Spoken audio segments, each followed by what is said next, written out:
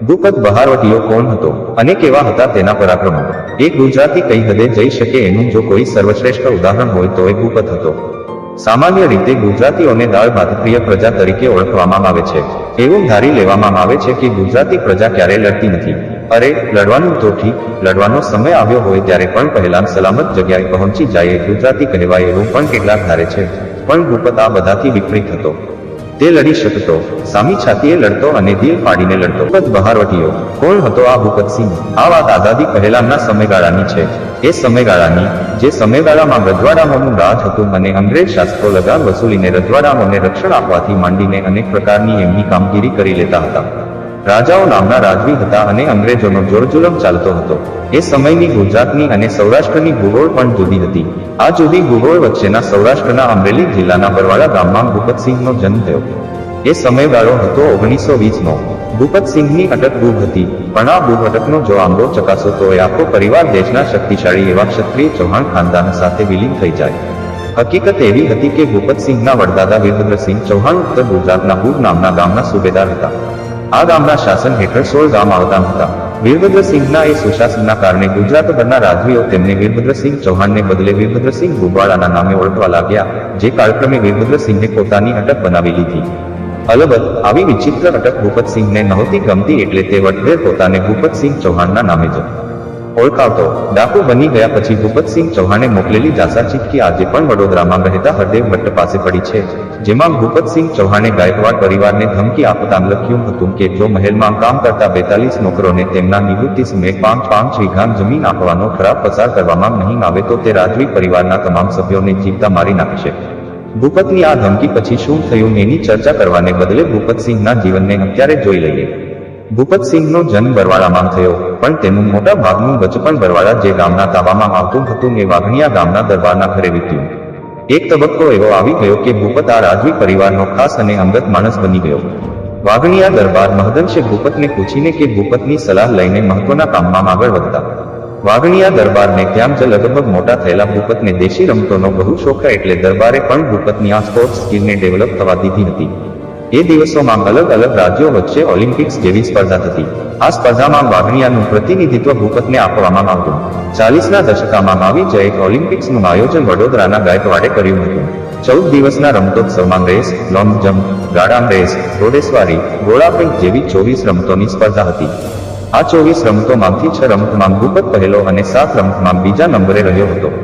સૌથી મજાની વાત એ છે કે દેશના 22 રાજ્યો વચ્ચે થયેલી આ સ્પર્ધામાં એકમાત્ર ભૂપત એવો હતો જેણે 24 રમતમાં ભાગ લીધો હતો. તમામ રમતોમાં માહિર હોવાના કારણે જ એ રમતોત્સવમાં તેનું ખાસ સન્માન કરવામાં આવ્યું હતું. એ રમતોત્સવમાં સન્માન થયાના 22મા દિવસે ભૂપતસિંહે વાઘણિયા છોડીને લોહીની દુનિયા પકડી લીધી હતી. ડાકુ બનવા માટે ભૂપતને એક નહીં, 2 ઘટનાઓએ ઉશ્કેર્યો હતો. આ બેમાંથી એક ઘટના અંગત હતી તો બીજી ઘટના પોતાના ખાસ ભાઈબંધ એવા રાણાની હતી.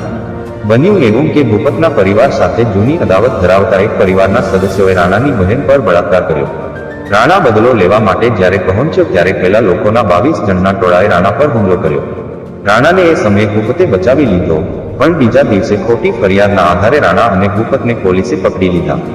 બસ અહીંથી અદાવત અને જુલૂમની નવી દિશાઓ મંડાવી શરૂ થઈ. ભૂપતે પહેલી હત્યા કરી ત્યારે તેની ટોળકીમાં રોકડા 3 માણસો હતા, પણ પછી જ્યારે ભૂપતની ડાકુગીરી ચરમસીમા પર હતી ત્યારે તેની ટોળકીમાં 42 સાથીઓ હતા. ભૂપત દેશનો પહેલો અને છેલ્લો એવો ડાકુ હતો જેણે 21 સાથીઓની એમ 2 ટોળકી રાખી હતી. આ બંને ટોળકી પોતે જ સંભાળતો, તેના જ આદેશ પર ચાલતી અને એમ છતાં આ બંને ટોળી જંગલમાં અલગ અલગ જગ્યાએ પડાવ નાખીને રહેતી. ભૂપત બહારવટીયો કહેવત છે કે જેટલા મોઢા એટલી વાતો. આ કહેવત ભૂપતસિંહના ડાકુ જીવનને લાગુ પડે છે. ડાકુ બન્યા પછી ભૂપતસિંહે કેટલા ગુના કર્યા, કેટલી હત્યા કરી અને કેટલી લૂંટ ચલાવી એના અનેક આંકડાઓ ઇતિહાસવિદ આપી રહ્યા છે. જો કે પુરાવાઓ કહે છે કે ભૂપતસિંહે ડાકુ જીવનના 16 વર્ષ દરમિયાન અંગ્રેજ સૈનિક સહિત 150થી વધુ હત્યાઓ કરી હતી. બેફામ હત્યા કરનારા ભૂપતસિંહે પોતાના ડાકુ જીવનના 12 વર્ષ દરમિયાન એટલે કે 1940ની 1951ના વર્ષ દરમિયાન 1000થી વધુ લૂંટ કરી હતી. અંગ્રેજ સેના સાથે કે રાજાના સૈનિકો સાથે ઝઘડો થઈ જાય એ પછી ભૂપતસિંહ રીતસરનો ઘુરાયો થતો અને એક રાતમાં 4 જગ્યાએ લૂંટ ચલાવતો. ડાકુ જીવન દરમિયાન ભૂપતે અંદાજે 1 કરોડથી વધુની રોકડ કે ઝવેરાતની લૂંટ ચલાવી હતી. એવું નહોતું કે ભૂપતે માત્ર કાઠિયાવાડ કે ગુજરાતને જ રંજાડ્યું હોય. ભૂપતસિંહે પોતાના ડાકુકાળમાં ગુજરાત સિવાય મુંબઈ, કલકત્તા, મદ્રાસ, આજનું ચેન્નઈ, દિલ્હી અને હૈદરાબાદ જેવા શહેરોમાં પણ પોતાના સાથીઓ સાથે મળીને બુદ્ધિપૂર્વકની લૂંટ ચલાવી હતી. આ આતંકને કોઈ હિસાબે અટકાવી નહીં શકેલી પોલીસ પાર્ટીએ ભૂપત વિશે માહિતી આપનારાને 50,000 રૂપિયાનું ઇનામ આપવાનું જાહેર કર્યું હતું. ભૂપત પોતાના ખબરીઓને મારી નાખવાને બદલે તેમના નાક કાન કાપી નાખવાની સજા ફટકારતો હતો. ભૂપતની આવી ક્રૂર સજા ભોગવી ચૂકેલા લોકોનો આંકડો 40થી વધુનો છે, જેમાંથી 4 વ્યક્તિઓ આજે પણ સુરેન્દ્રનગર જિલ્લામાં હયાત છે.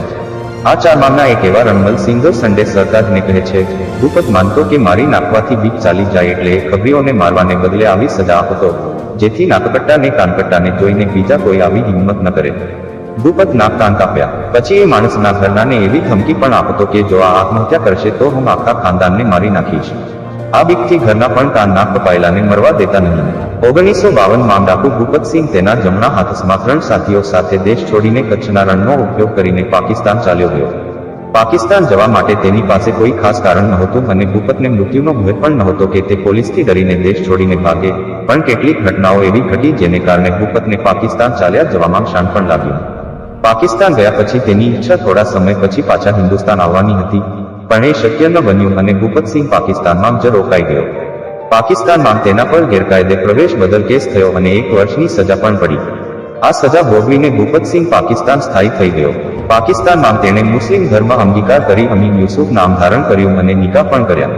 ભૂપતસિંહને 4 દીકરા અને 2 દીકરીઓ છે. નિકાહ પછી ભૂપતસિંહે પોતાના જૂના સાથીઓને મળવાનું કે પોતાના ખૂંખાર ભૂતકાળને વાગોળવાનું છોડી દીધું હતું. જોકે તેને વારંવાર હિન્દુસ્તાન આવવાની ઈચ્છા થતી હતી, પણ ભૂપતની એ ઈચ્છા ક્યારેય પૂરી ન થઈ.